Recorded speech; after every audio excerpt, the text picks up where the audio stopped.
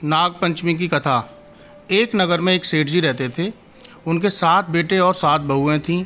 इन 7 बहुओं में से 6 बहुओं के तो पीहर थे, लेकिन 7वीं बहू के पीहर नहीं था। जब वह गर्भवती हुई तो उसे घेवर खाने की इच्छा हो रही थी। उसके पीहर नहीं था तो उसने एक घेवर चुराकर पानी भरने गई, तब ले गई। वहाँ जाकर पेड़ के नीचे घेवर रख दिया और सोचा कि पानी भरकर आराम से घेवर खा लूँगी। जब वह पानी भर के घेवर लेने गई तो वहाँ घेवर नहीं मिला। उस पेड़ के पास एक बॉम्बी थी जिसमें एक नागिन रहती थी। वह नागिन भी उस समय गर्भवती थी। घेवर को देखकर नागिन की इच्छा उसे खाने की हुई और उसने घेवर खा लिया।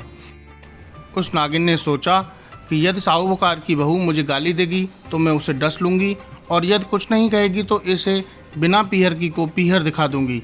साहूकार के बेटे की बहू ने कहा कि शायद कोई मेरे जैसी ही होगी जिसने यह घेवर खा लिया है। ऐसा सुनकर नागिन बहुत खुश हुई और उसने अपने बेटों से कहा कि तुम इंसान का रूप बनाकर जाओ और साहूकार के बेटे की बहू को लेकर आओ। नागिन के बच्चे इंसान का रूप बनाकर साहूकार के घर चले गए। वहाँ जाकर उन्होंने कहा कि हम हमारी बहन को लेने के लिए आए हैं। तब सास ने कहा कि पहले तो कभी नहीं आए, इतने दिन कहाँ थे। तब उन्होंने कहा कि जब हमारी बहन का जन्म हुआ तब हम नानी के घर थे, और शादी हुई तब हम परदेश कमाने के लिए चले गए थे। उन लड़कों ने बहुत सारे कपड़े, गहने और मिठाइयाँ बहन के सास और जेठानियों के लिए ले गए थे। सास अत्यंत प्रसन्न हुई और जेठानियाँ उसे देखकर जल कूद रही थीं। सास ने बहू को उनके साथ में भेज दिया। बॉम्बी के पास जाकर उन्होंने कहा, बहन हम नाग हैं। उस दिन जब तुमने पेड़ के नीचे घेवर रखा था तब तुम्हारा घेवर हमारी माँ ने ही खाया था। उन्होंने तुम्हें अपनी बेटी माना है, इस नाते से तुम हमारी बहन हुई। बहन तुम हमारी पूँछ को पकड़ लो और डरना मत। उनके कहने पर वह पूँछ पकड़कर बॉम्बे में चली गई। वहाँ पर उन्होंने उसे बहुत लाड प्यार और सुख से रखा। वहीं पर उसने एक लड़के को जन्म दिया। जब उसका लड़का थोड़ा बड़ा हुआ तब की बात है, पड़ोसन ने साहूकार के बेटे की बहू को सिखा दिया, अगर तू तेरी माँ की इतनी ही लाडली है तो तू तेरी माँ से कहना कि आज तो नागों को दूध में ही पिलाऊंगी।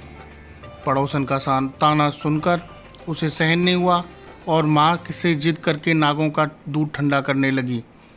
अभी तक दूध ठंडा नहीं हुआ था, उससे पहले ही उसके बेटे ने घंटी बजा दी। घंटी की आवाज़ सुनकर छोटे बड़े सारे नाग दूध पीने के लिए दौड़ पड़े। जब उन्होंने दूध में मुंह लगाया तो बहुतों का मुंह जल गया। तब नाग क्रोधित होकर बोलने लगे कि हम बहन को ढसेंगे। तो उसकी माँ ने समझाया कि इसको मत काटो, ये तुम्हें आशीष देगी। कुछ दिन बीत जाने के बाद पड़ोसन ने फिर से ताना मारा कि यदि तेरी माँ तुझ पर विश्वास करती तो तुझे 7वें कोटे की चाबी देती। उसने माँ से जिद करके चाबी ले ली और जब ताला खोला तो उसे अंदर झूले में बाबा नाग झूल रहे थे। उसने बाबा नाग से कहा, सत सियाराम बाबा। उन्होंने कहा कि तूने सत सियाराम कर लिया, वरना मैं तुझे डस लेता।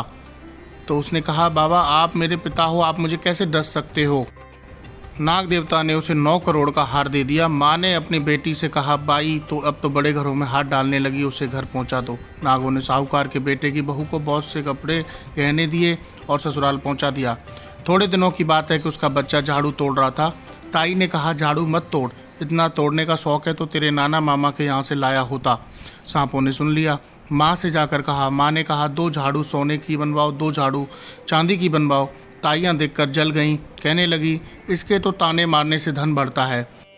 कुछ दिनों बाद की बात है कि बच्चा गेहूँ बिखेर रहा था तो ताई ने ताना मारा, गेहूँ बिखेरने का शौक़ है तो नाना मामा के यहाँ से ले आता, यहाँ तो मत बिखेर। सांपों ने फिर से सुन लिया। जाकर माँ से कहा। माँ ने कहा, 2 बोरी दाने सोने के गढ़वाओ, 2 बोरी दाने चांदी के गढ़ाओ और दे आओ।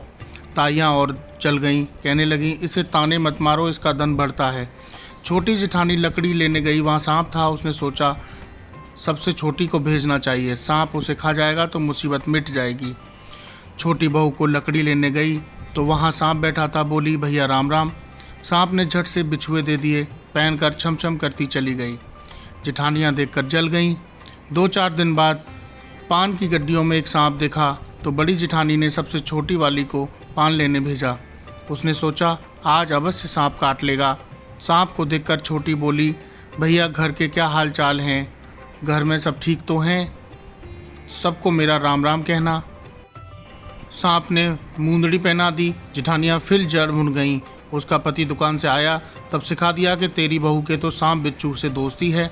साहूकार का बेटा अपनी बहू से रात को कहने लगा, सच सच बता, सांप बिच्छू तेरे क्या लगते हैं जो तुझे काट खाने के बजाय गहने देते हैं? बहू ने कहा, वो तो मेरे भाई भतीजे लगते हैं। फिर उसने सारी बात अपने पति को बताई। पति ने कहा, तो क्या तेरे भाई भतीजे तुझे ही बुलाते हैं, कभी अपने जवाई को यानी हमें तो नहीं बुलाते? आने कोने में छुपे सांपों ने बात सुन ली और जाकर अपनी माँ से कहा। माँ ने कहा, दोनों को बुला लाओ। वे इंसान का रूप बनाकर दोनों को और बच्चों को बुला लाए। खूब कपड़े गहने देकर तीनों को विदा किया। ऐसा समर्थ पियर नागपंचमी की कहानी कहने वालों को, नागपंचमी की कहानी सुनने वालों को सबको मिले। जैसी अनपियरी वो पहले रही थी किसी को भी न रखें। धन्यवाद। जय भोले बाबा की।